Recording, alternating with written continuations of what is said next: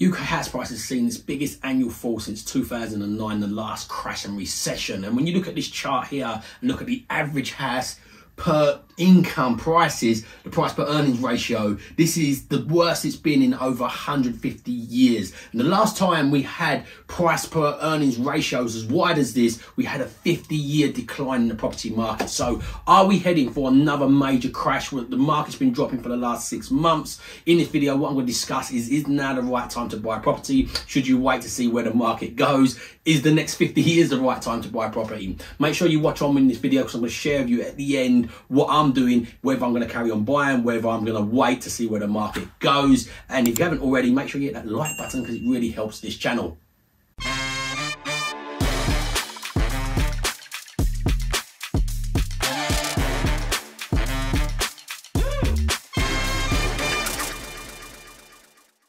So why is the housing market struggling so much as it is at the moment? So there's major factors that's going into it, which we're going to discuss here. But when you look at some of these statistics, first-time buyers represent a large proportion of the housing market. Here on this chart here, you can see in 2022, 53% of first-time buyers. And as the affordability is getting wider, it's getting harder for first-time home buyers to jump into that housing ladder. And as property investors, is this making the buy-to-let market dead? As I said, keep on watching on because I'm going to explain whether or not I'm going to carry on buying properties. But when we look at the stats, the house prices have fallen in March, their furthest annual fall in 14 years, according to the figures from the Nationwide, one of the biggest lenders out there. The lender says prices are down 3.1% compared to this time last year, and it's the biggest decline since 2009. It's also dropped around 6% since its peak in 2022, but it's still above where it started from the beginning of the pandemic. So the growth we've had, the market is still above that at the moment. But according to reports by Legal & General, in October 2020, so it's a little while ago, 49% of first-time buyers were under the age of 35 got help from the bank of mum and dad to buy property. So this is really having the impact on the market at the moment because it's taking more and more money and deposits to buy a property. Why is this happening? There's a number of things why this is happening. We've got record inflation at the moment. So inflation is pushing the interest rates up. So as you can see, it's not since 2009 have we been in this territory for interest rates. The market since 2009 has had historically low rates. By the way, I started buying in 2009, so I was used to these rates. This is unusual. This is not normal rates, but everybody's got adapted and used to having 1%, 2% interest rates. And now we're coming into a reality of 4.25% interest base rates, that is, so mortgages around 5%. It's really starting to shock people and making affordability for people. You've got to think they do it on a times multiplier of your income, and that's based on the interest rate. So it's making the first time buyers shrink basically. They're not being able to buy as much, get as big of a mortgage to buy as big of a house now. So this is having a major impact. Other things having an impact on this. The OPEC. So more pressures are getting put on by OPEC. This is the big oil producers around the world. So several of the world's largest oil exporters have said they have cut their production levels, which is causing a leap in crude oil prices. Oil prices and energy prices have a massive impact on inflation. And in the UK at the moment, inflation is massively running out of control. We're over 10%. And even though the reason why the interest rates are going up is to try and curb inflation, and it's not getting on top of it. We actually last month had a jump back up again. It went down and it went back up again, even though the interest rates has been getting raised to try and curb this. And one of the big impacts of this on the housing market is the fact that wages are not growing in line with inflation. So over the years, there's been a massive lag behind wage growth and inflation growth. So UK wages grow faster than expected, but lag behind inflation. Labour market remains tight with unemployment rates unchanged at 3.7%, according to this Times article, but it's still not keeping up with the inflation of house prices.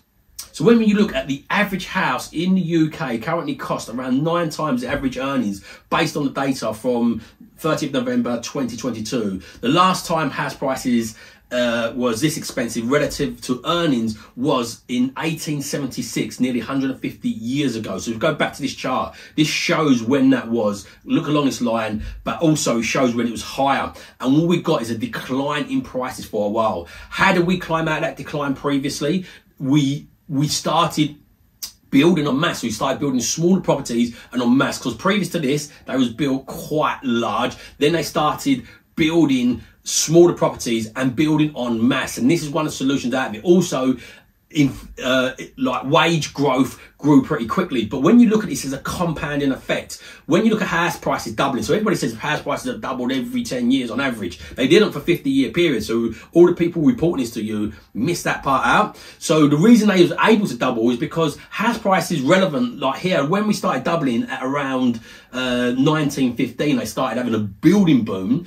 The relevance to the household income to house price here was down sort of like 2%. It's only like round about 2 times your average salary. So for the prices keep on doubling when it's 2 times your salary, and for the salaries to keep on increasing how they did back then when the salaries was like £500 a year or something silly like that, that's not an exact statistic, it's not so hard. But at the moment, for us to catch up with the salaries, like we'd have to take a average 30k salary, depending where you get these reports, some say it's 30k, some say it's 40k, we'd have to take them average salaries and take them more like to 150k. You know, only 5% of people that pay tax via the HMRC, this is not business owners and self-employed, but normal PAY people, only 5% of them above 75k per year. So you can see the pressures this is putting on. So for them wages to jump enough to catch up with house prices, it's a tall order in my opinion. For us to build enough properties, could that happen? Maybe with AI coming in the future, but who knows? And then, as I said, look, let's look at the building chart here. So this is how we was building, and this really aligns with this. So when we looked at this crash, we were building hardly any properties, and as we come out and the prices started to align again, they started building over 350,000 properties per year. Then we hit World War One and obviously stopped building. We come out of World War One and World War Two, and we started building. There's a massive building boom. So the UK was in a massive debt when they come out of World War Two, but yet they managed to build over 350,000 properties per year on average, definitely all around 300 to 350,000 properties for a long period of time. Then we hit the 1960s, and you can see the decline in the building rate, and this is where the pressures happened on the housing market, pushing the prices up. Also, we are as a nation capable of doing this, but the governments have not prioritised doing this, putting us in a squeeze in certain parts of the UK, because don't forget there's macro and microeconomics going on in the UK. So London is a very different market to the north, and we'll discuss more on that in a minute. So for me, the prices in London and areas like this are much more vulnerable, because the average salary in London, the price to earnings ratio is around 12 to 18% in London. So you look at the first time buyers, and the average salaries in and around London is around 40k, depending where you pick these statistics up from, they slightly vary. So this is putting that massive pressure and massive pressure on mum or the bank of mum and dad. So I feel the areas in and around the south where the price per earnings ratio is so wide, and the average property price, so the average property price in the UK, that's not London and the south, that's more like the Midlands, the south west and these other areas. These average area prices are much more vulnerable. If you look at my area, Stockton-on-Tees, where I invest remotely, I live just outside of London, and but invest in the northeast remotely, 250 miles away for this reason. You look at the average price. If you look at this chart here, so in this area, this is on Plum Point, it says red car. So my area, Stockton-on-Tees, 35k is the average salary. The UK average they're saying is around 40. As I said, these does vary from place to place, but this just gives you an indication. I'm not saying this one's perfectly right, different ones will tell you slightly different stuff, but it's around 30 to 35k around Teesside, the area I invest. When you look at the average property prices, so the average 147, the medium 132,000, this is in line with wages. Again, when your interest jumps from 2% to like 5%, the mortgages jump up like a couple £100. When people are on salaries of around 30, 35k a year, that's absorbable for them. So in the end of the market that I'm looking at, we're not seeing any much more corrections or anything really happening. The prices are staying pretty much the same. Getting some down valuations from surveyors, but sold prices and what we're bidding on stuff and competing with stuff on is pretty staying the same. There's a bit more opportunity at the moment, well, quite a lot more opportunity than there was, but the prices have stayed pretty consistent in the northeast. That drop is based on the average price. So this is far off from the average price, which is just short of £300,000. And again, linking this back to first-time buyers, you look, so in the Northeast, first-time buyers, average price is 139k. The average salary in the Northeast is probably around 30k. The average salary in London is around 40k. You look at that multiplier of income and the deposit you need for that. It doesn't take a genius to figure out why there's more pressure in the south at the moment than there is in the north. But then you match the fact that infrastructure is going into the north with the power to the north. You've seen this happen in the northwest. It's now starting to come into the northeast. There's much more infrastructure going in place. There's much more lines going on, jobs going online, especially COVID fast forwarded that. That was always happening, but COVID fast forwarded that. There's a lot more people with that race for space wanting more quality of lifestyle, a nicer home. Two of my mentees have just moved to the northeast because they know they can live a much better lifestyle. They're young, they're single, they've got no family ties as in kids, and the fact you can do Zoom calls with your mum and dad and family and you can just work from anywhere now, it's making it much more attractive to go and live with a lower household bill. One of the biggest impacts on people's salaries is their mortgages and their rents, and in the south it represents a really large proportion of your rents and the rent and the mortgage of your income.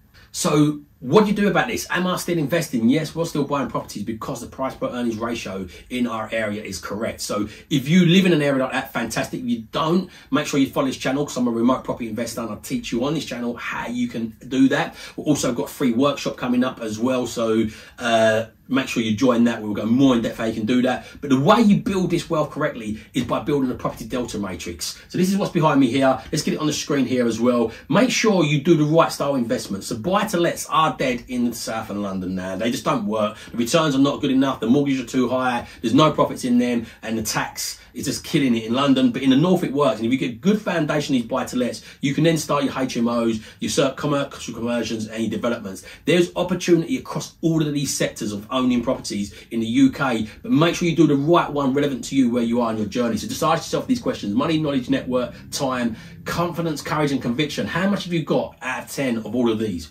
Money wise, if you're in London and you've got 30k, you're probably at 0.1 because you're not going to buy anything. But if you're in the north, you're probably more like a 3. It's a lot of money, but in the grand scheme of property, it's not that much money, but it's enough to get you started in the north, 20, 30k. So it scores up a little bit higher. And the further you go up to this chart, the more knowledge, money, network, courage, confidence, conviction you'll need. So this is an example of that. So I think you should build an all-weather portfolio to survive through this and make sure you've got good foundation of single net properties. But I've just bought this property here. This is an ex-guest house, and I've left 150k in this deal at the moment because I've challenges with building, challenges with planning, and this is the risk you take when you go further up. This is hurting me at the moment, but I've got good all-weather portfolio, I had good access to funds, and I could absorb this. And the reason I took it on a deal like this is because I could absorb it. The cash flow from this is fantastic. I've got a mortgage of £500 a month, and at the moment it's cash flowing 3k a month, which I've got the potential, if I win my planning appeal, to take that to 4k a month. And even at 3k a month, it still works pretty well with a £500 mortgage. But the reality is I've got 150k sunk in this deal because it didn't quite go to plan. So make sure you've got that foundation in place and that all-weather portfolio can support you and guide you through this. If you want to learn more about how the market's shifting and the wealth shifting, I suggest you watch this video here. If you found this useful, please share this out. My wife's living my terms. My mission is to help as many people live on their terms using financial education as a tool to do that. So please share it out. Make sure you hit that like button, that subscribe button if you've not already done that. And remember, if you don't evolve your ideas, you're never going to live on your own terms. So evolve your ideas, live on your own terms, and have an amazing day.